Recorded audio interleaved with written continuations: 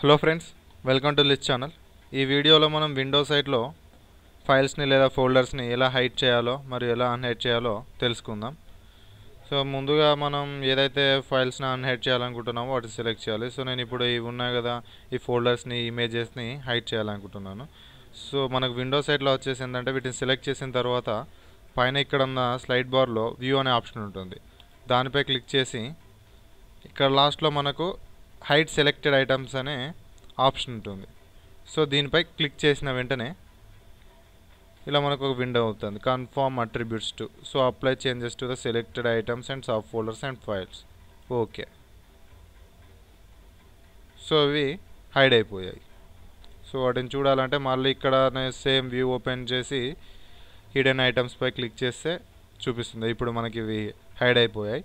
So మళ్ళీ వీటిని అన్హైడ్ చేయడం అంటే ఒరిజినల్గా వాటిని చేయాలన్నా సేమ్ మళ్ళీ ఇక్కడ స్లైడ్ బార్లో వ్యూపై క్లిక్ చేసి మళ్ళీ ఇక్కడ హైడ్ సెలెక్టెడ్ ఐటమ్స్ ఉంది కదా, దానిపై క్లిక్ చేసేసేయాలి.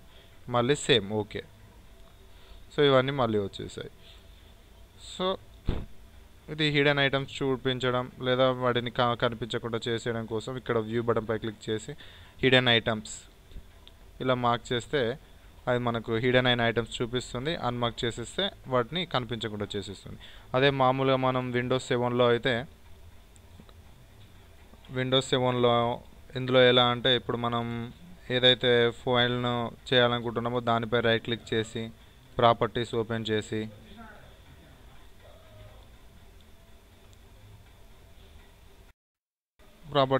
చేసి అందులో జనరల్లోకి వెళ్ళి ఇక్కడ కింద ఉన్న హిడెన్ ఐటమ్పై మార్క్ చేసి తర్వాత అప్లై చేసి ఓకే చేస్తాం.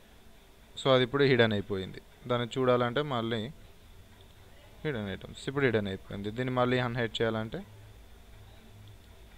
ఇలా అన్మార్క్ చేసేసి ఓకే చేయాలి, ప్రాపర్టీస్ ఓపెన్ చేసి. సో విండోస్ సైడ్లో మాత్రం డైరెక్ట్ ఇలా చేసేసి ఇక్కడ వ్యూ పైన క్లిక్ చేసి ఇక్కడ హైడ్ సెలెక్టెడ్ అనే ద్వారా కూడా మనం చేయవచ్చు. విండోస్ సైడ్లో ఇలా డైరెక్ట్ చేయవచ్చు. ఈ వీడియో కనుక మీకు నచ్చినట్లయితే లైక్ చేయండి మరియు మీ ఫ్రెండ్స్కి షేర్ చేయడం మర్చిపోవద్దు.